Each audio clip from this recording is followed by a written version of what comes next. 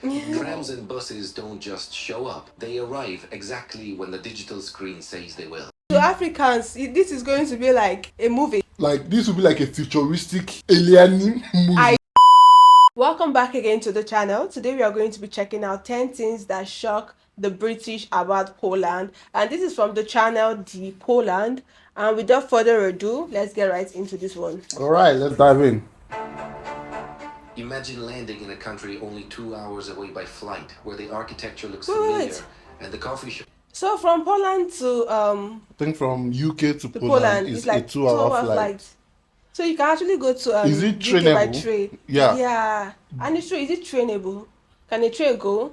I don't think that our English is correct. Is it trainable? But like, is it can you move from Poland to UK by train? Shops look the same. But within 20 minutes of leaving the airport, you realize you've stepped into a completely different social dimension. Wow. For a British traveler, Poland isn't just a different country, it's a psychological challenge. From the way people look at you in the street to the sheer intensity of a Sunday afternoon, the British way of existing suddenly feels inefficient. Wow. Why does a culture that seems so similar on the surface feel so radically different in practice? Today we're diving into the 10 specific Has it cultural always been shocks that different leave from British history? visitors questioning everything they thought they knew about social etiquette. Okay. And wait until we get to number 7. It's the one thing that makes every Brit feel like they've accidentally committed a crime. In the United Kingdom, small talk is the social lubricant that keeps the wheels turning. You apologize to a stationary object if you bump into it. You spend 5 minutes discussing the bits of clouds in the sky before asking for a train ticket. But in Poland, that entire layer of social padding is stripped away. For a Brit, walking into a Polish shop can be a jarring experience. There is no, "How are you today?" or "Lovely weather we're having." Instead, there is a directness that feels, to the uninitiated British ear, almost aggressive. But here is the deeper context. In Poland, honesty is valued over performative politeness. If a Pole asks, "How are you?" they are genuinely asking for a status report on your life. Wow. If you aren't prepared to give it, don't ask the question. To the British, That was actually quite deep in the sense that right over here, when someone actually asks you how are you, and then you start going detail into how your day You see is, them blank out because they they'll don't be actually like, care. yeah, they'll be like, bro, I It's didn't ask actually, you yeah, that. how are you over here is like a Rhetorical rhetorical question. question. Yeah, you just asking. They expect you to say cool, Fine. good, or cool, or I'm fine, like, and you could literally be dying inside. And I love the fact that the Polish people, they are kind of like straight. They don't ask if they don't want to know, and that's very good actually. silence is awkward. To the Polish, silence is often just efficient. Is it rudeness? Or is it simply a culture that respects your time too much to waste it on fluff? As the video continues, you'll see how this directness manifests in ways that actually make life much easier, once you get over the initial shock. Let's talk about something that truly baffles anyone coming from the land of national rail inquiries. In the UK, the railway system is a source of national grief.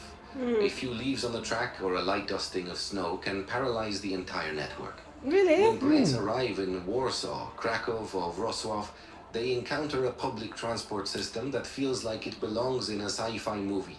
Trams and buses don't just show up, they arrive exactly when the digital screen says they will. Wow. For a Brit, seeing a I train feel like to Africans, this is going to be like a movie.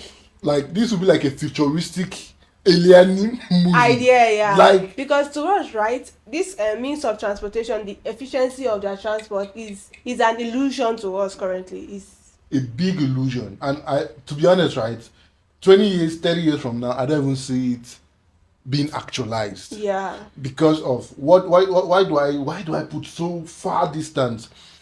They said here that the train, the buses, when they put it on the screen that it is supposed to arrive, they arrive. But over here, I'm going to tell you for a fact that maybe the train drivers or the bus drivers will move on their own time. Timing, yeah. They don't care about even airports. They Do you don't care about your understand? timing. You start looking at such basic necessity as a luxury.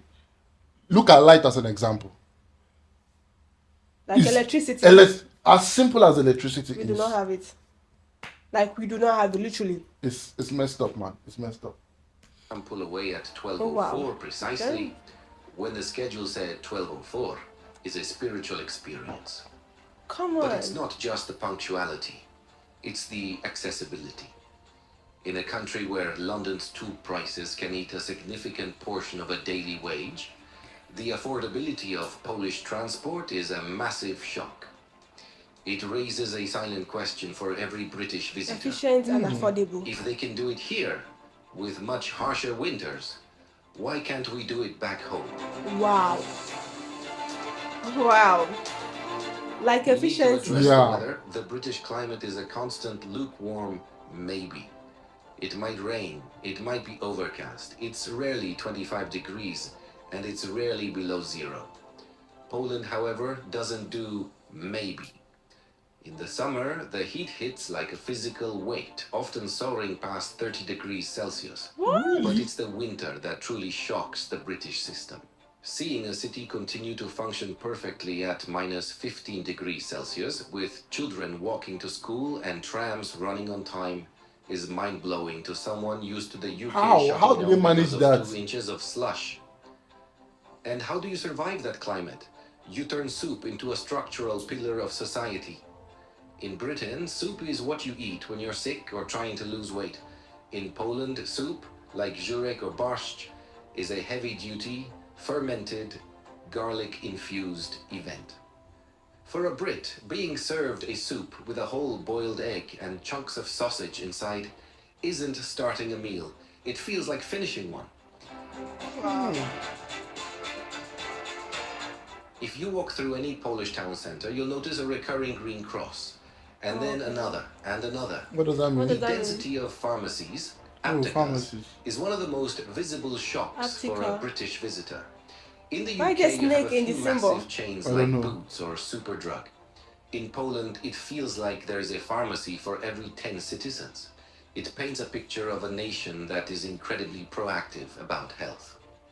While a Brit might wait 2 weeks for a GP appointment to get a prescription, the Polish system seems built for immediate, over-the-counter solutions. Wow. It's a level of Sorry, medical there is accessibility. there's actually something I heard a while ago, and I want to know if it is the same system that operates with the pharmacies. You understand? Now, I want to believe that over in Poland, that every single pharmacy operates with a license. Obviously, yeah. You know, with a medical. I don't know whether, yeah, whatever they Medical go to. license, yeah, and all of those practitioners. So over here, there was the time there was like somebody was like he wants to go and train. This is someone that did not actually finish school, right? Oh yeah, over Do here you there's remember- something called the auxiliary nurses. you People that understand? that just go to a chemist. A chemist or I a don't know if pharmacy. you know what a chemist is, like a mini pharmacy, Yeah. and learn how to prescribe liquid drugs, and then you see the person open a shop and start selling drugs with the illiteracy of not knowing the basic of basic. what he or she is selling. Practically, they just learned that if They- somebody tells you they have headache, they have fever, it's equal to malaria. Yeah, it's a quick scheme of So, being a doctor, and Is they it call the themselves same- pharmacists. Pharmacists. So that's what I'm asking. Is it the same over there? Which is why sometimes before we get drugs, we like to go to those Doctors, doctors. like hospitals. Yeah. We rarely get over the counter, prescription and believe in the, Mm. except for minor headache. Even minor headache, we're not you know, risking sore that. throat. But I just want to know, is it the same way? Is it the same system that is being operated? But I doubt it is. I know I doubt. I just want to know They are if too it is. civilized for those kind of practice. You know, we don't have government, we don't have regulations, Oversight, yeah. oversight over those things. That's why our system, our practice are messed up the way it is. I believe that we have those agencies, but the question is, are they doing the work? That feels foreign and slightly intimidating to the average visitor. Have you ever noticed a British tourist looking confused in a Polish Do they pharmacy? prescribe Or perhaps you've glasses in seen a their pharmacy? reaction to a bowl I of can see movement glass soup. there. Do they do Let us know in the this eye comments checkup there? which Polish habit you think They is could. the hardest Wow. for foreigners to grasp. Wow.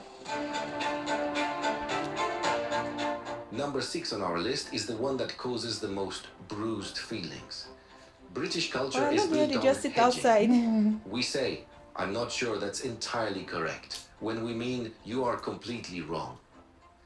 In a Polish professional or social setting, that ambiguity disappears. If a Pole thinks an idea is bad, they will tell you it is bad. They aren't trying to hurt your feelings. They are trying to save time. To a Brit, this feels like a cold shower. But there's a hidden benefit. When a Pole pays you a compliment, you know they actually mean it.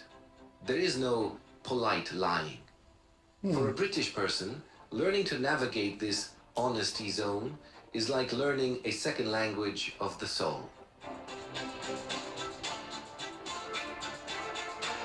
Now, we get to the Sunday shock. In the UK, Sunday is a massive shopping day.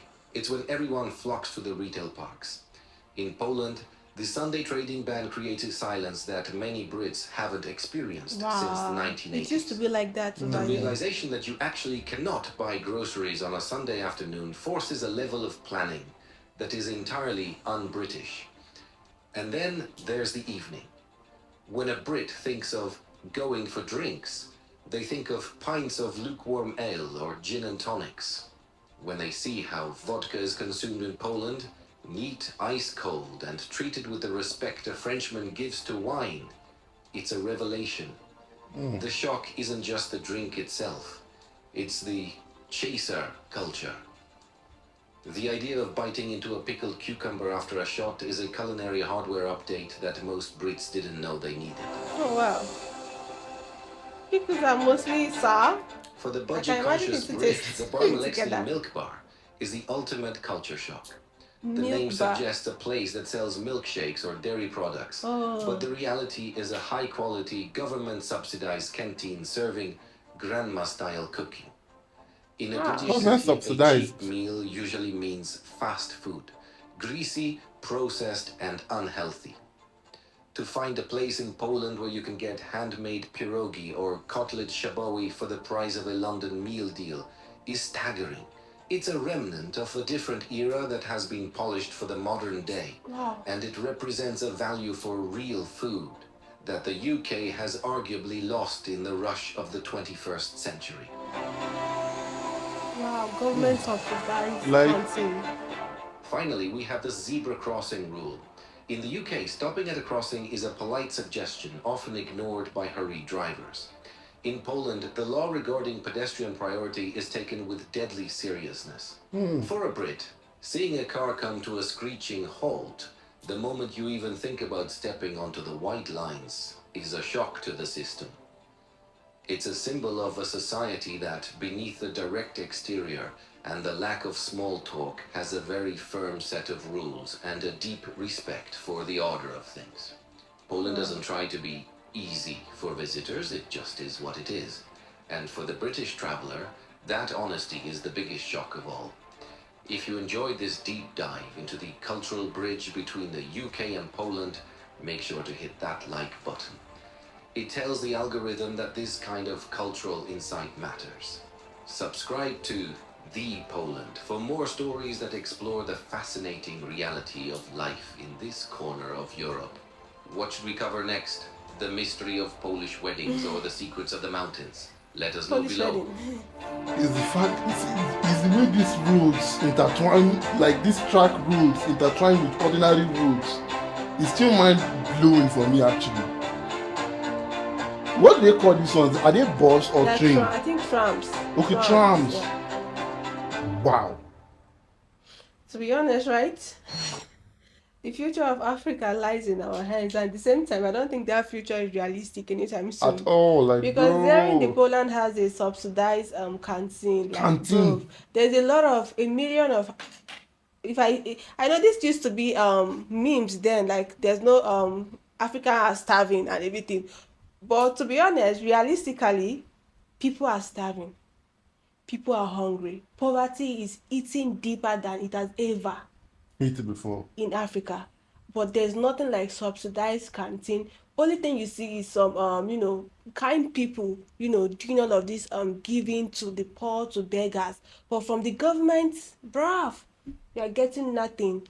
And it's actually so sad to see that even Poland, that is leading the world, that their poverty rate is not as high as ours over here. They are subsidizing food. They are Food making life for their easier for citizens. their citizen, bro. I think way back, right, the rich was the rich and the poor was the poor. But right now, in most part of Africa, you see that the rich are now the middle class. Mm.